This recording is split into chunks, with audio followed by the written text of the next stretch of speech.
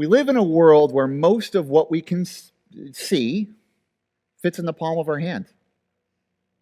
We really don't meet people anymore. We meet versions of them, curated and captioned, bite-sized lives and filtered moments. We scroll past entire human beings in about 3 seconds. And we convince ourselves somehow that we've seen them. And the strange thing is, we've gotten really good at seeing without actually recognizing. And that's where this story picks up. These two people walking down a road, talking about everything that had just happened, trying to make sense of it all. They had hoped, past tense. They thought they knew the story and how it was going to go, and now it didn't. So they're walking away. And as they walk, Jesus comes alongside them, not in some blaze of glory, not in some big dramatic reveal, just walking and talking and listening, and they don't recognize him. They see him, they hear him, they spend hours with him, and still they don't recognize him. Before we get too hard on these two walking down the road, this is us. Because we know what it is to walk through something that didn't turn out the way we thought it would. We know what it is to carry disappointment, to replay conversations, and to try to make meaning out of something that doesn't make sense yet. And in those moments, we don't always go looking for Jesus. Today's version of that story is two dudes with their cell phones looking, scrolling. Yeah, that's nice. Oh, sure. Yep. Not even knowing what just transpired in a conversation. Now, I mentioned that the story for me today changed a little bit because of this weekend. So one of the blessings in my life is I have found an opportunity to sing with a chorus up in East Walpole, Massachusetts called Voices United. They are a barbershop harmony society member. We sing all sorts of traditional barbershop music, but we also do some arrangements that move out of that sphere. We had a retreat in February with an incredible coach up in Hyannis. And during that weekend, several people kept saying, I wish I could bottle and capture this feeling, because when I walked into the hotel and that conference room or convention room where we were to rehearse and practice, the rest of the world just disappeared. And all I knew was the love and care of this singing community that is so incredibly powerful. And this knowing that we are wildly diverse, and yet we still passionately care about each other and care for each other. And they wanted to capture that and just keep that, because they knew that when we left that hotel on Sunday, sure enough, by Sunday afternoon or Sunday evening, the kid would be yapping in their ear. Monday morning, their boss would be shouting at them. And life would just get in the way of that feeling, of that sentiment, of that moment.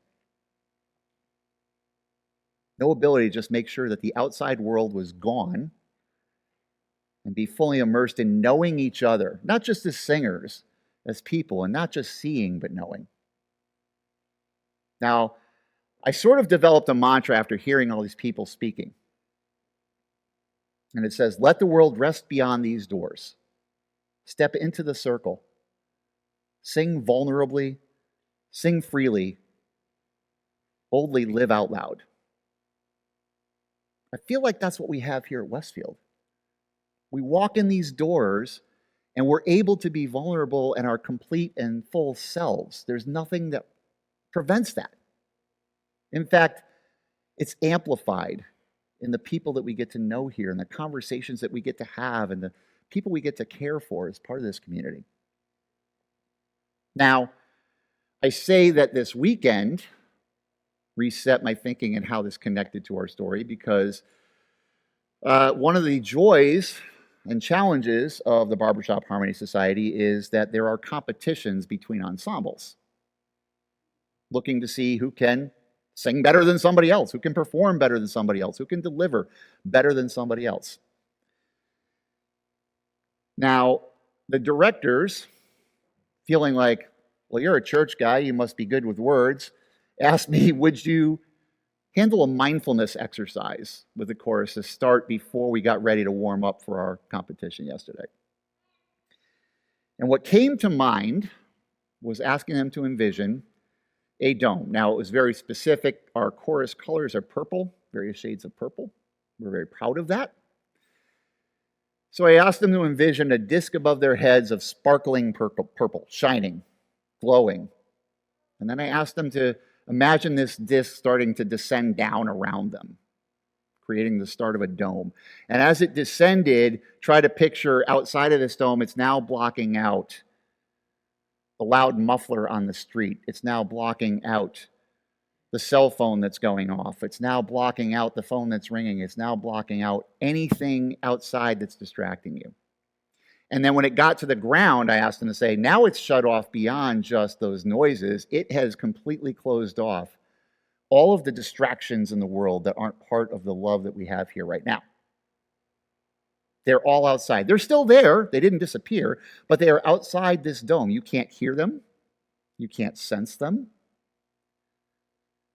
And then we were standing in a circle at the time. I said, ask yourselves to think about inside this dome, everybody's standing in a circle, and the immense love that we have for each other radiating out. So each person is radiating love for the rest of the people in the group, and it's bouncing off of this dome in all sorts of directions.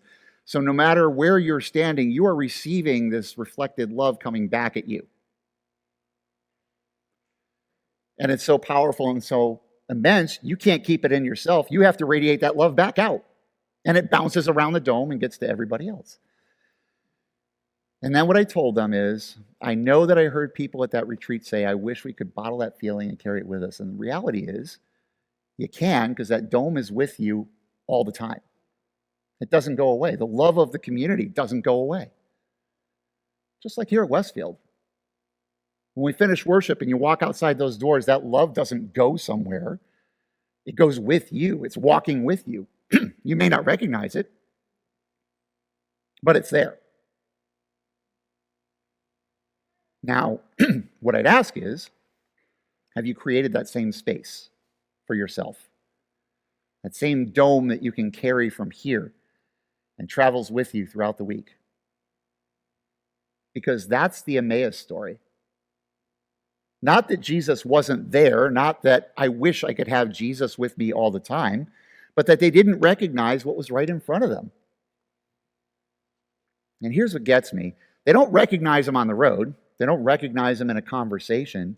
They recognize him when they sit down, and he takes bread and blesses it and breaks it and gives it to them. And suddenly, they see. Not in some big moment, just in an ordinary one. At a table with bread, which makes me wonder, how often is Jesus already present in our lives and we don't recognize it? In the conversations and moments and people and places that we encounter. We just haven't recognized him yet because we've been trained to look quickly, to decide quickly, to move on quickly. But recognition, real recognition, takes presence. So here's the question. Not do you believe all the right things, not have you figured it all out. The question is, where in your life might Jesus already be walking with you? And you just haven't recognized him yet. And maybe at this table is where our eyes begin to open. May God give us the patience and the calmness to focus not on seeing Jesus, but being present enough to know him. Amen.